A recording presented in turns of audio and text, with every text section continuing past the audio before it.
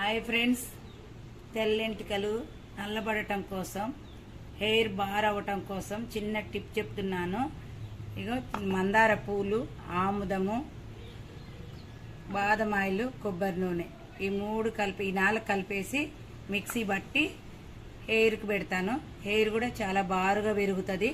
తర్వాత ఒక 2-3 గంటలు ఉన్నాక గంజిలో షాంపూ వేసి రుద్దేసుకొని తర్వాత మళ్ళీ వేరే షాంపూ వేసుకొని కడిగేసుకుంటే క్లీన్ అయిపోద్ది. తొందరగా ఎంటికలు బార్ అవుతాయి, తెల్ల కూడా తొందరగా పడవు.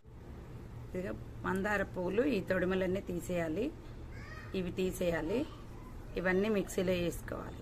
ఇందాక చెప్పిన ఆముదము, కొబ్బరి నూనె, బాదం ఆయిల్ అన్నీ కలిపి మిక్సీ పట్టుకోవాలి. ఇందులో పోసేసుకొని అన్ని సమపాలలో పోసి మిక్సీ పట్టి హెయిర్కి పట్టించాలి. ఇలా మెత్తగా మిక్సీ పట్టాలి. దీన్ని హెయిర్కి అప్లై చేయాలి.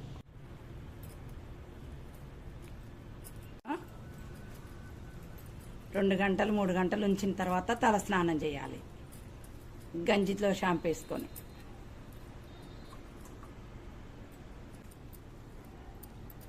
ఇలా మొత్తం హెయిర్కి అప్లై చేసేసి ఇలా కొప్పు పెట్టేసుకోండి.